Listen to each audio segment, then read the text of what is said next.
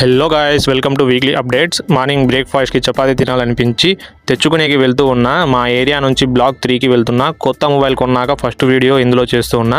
బయట ఎండ ఎక్కువగా ఉంది, సో కార్లో ఫుల్ ఏసీ పెట్టుకుని వెళ్తూ ఉన్నా. ఇక్కడ మనకు ఇండియాలో దొరికినట్టు హోటల్స్ కానీ జనరల్ స్టోర్స్ కానీ ఎక్కడ పడితే అక్కడ దొరకవు. దానికంటూ గవర్నమెంట్ ఒక బ్లాక్కి సపరేట్గా ప్రొవైడ్ చేసి ఉంటారు. కాదు కూడదు అని గవర్నమెంట్ని దాటి ఓన్గా షాప్స్ పెట్టుకుంటే పర్మిషన్స్ అయితే ఉండదు.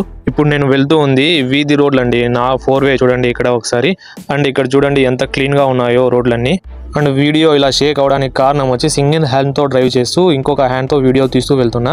ఇప్పుడు కన్నా పోలీసులు కన్నా నన్ను చూశారనుకోండి, నా పుంగి పగలగొడేస్తారు. సో జాగ్రత్తగా వాళ్ళకి కనబడకుండా ఒక చేత్తో వీడియో తీసుకుంటూ ఇంకో చేత్తో డ్రైవ్ చేసుకుంటూ ఇలా వచ్చేసా. ఇప్పుడు నేనైతే ఎంటర్ అయిపోయా ఇక్కడ ఉండే షాప్స్ దగ్గరికి. ఒకసారి చూడండి ఇక్కడ ఎన్ని షాప్స్ అయితే ఉన్నాయో. ఇక్కడ సూపర్ మార్కెట్స్, లాండ్రీ, అండ్ ఇక్కడ మతాం అంటే ఇక్కడ హోటల్ అన్నమాట. మతాం అంటారు ఈ హోటల్స్ని.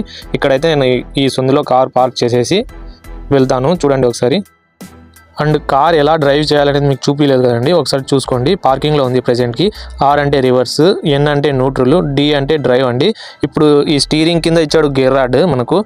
ఇది ఆటోమేటిక్ మాన్యువలే కానీ బట్ సైడ్కి కింద ఇస్తాడు. కాకపోతే ఇది జిఎంసి అమెరికన్ వాడు తయారు చేసింది కాబట్టి దీనికి మనకు స్టీరింగ్ కింద అయితే ఇచ్చాడు. ఈ కార్ కంపెనీ వాడు తయారు చేసిన విధానాన్ని బట్టి ఇక్కడ మనం కార్ ఎక్కగానే మనకు అలా తోలాలి ఇలా తోలాలని ఎవడు చెప్పడండి. మనం ఆటోమేటిక్గా నేర్చుకోవాల్సి ఉంటుంది.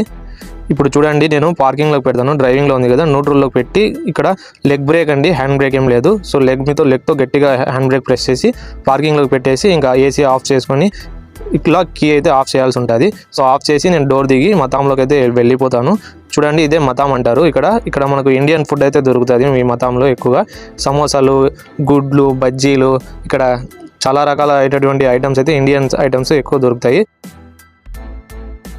మీరు నా వీడియోస్లో ఎక్కువ గమనించగలరు, ఇలా అంకుల్స్కి ఎక్కువ క్రికెట్ గ్రౌండ్ అయితే వచ్చేసి ఉంటుంది తలపైన.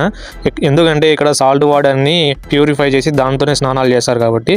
ఇక చూడండి, ఇకపోతే మతాం గురించి మాట్లాడితే వీళ్ళు డెలివరీ కూడా చేస్తారు. నేనైతే నా చపాతీలు అయితే తీసుకున్నా రూబా అంటే 250 ఫిల్స్కి. సో తీసుకొని అయితే నేను వెళ్ళిపోతాను ఇంకా. ఓకే ఫ్రెండ్స్, ఇలాంటి వీడియోలు మరిన్ని మీకు కావాలంటే లైక్ చేసి సబ్స్క్రైబ్ చేసుకోండి.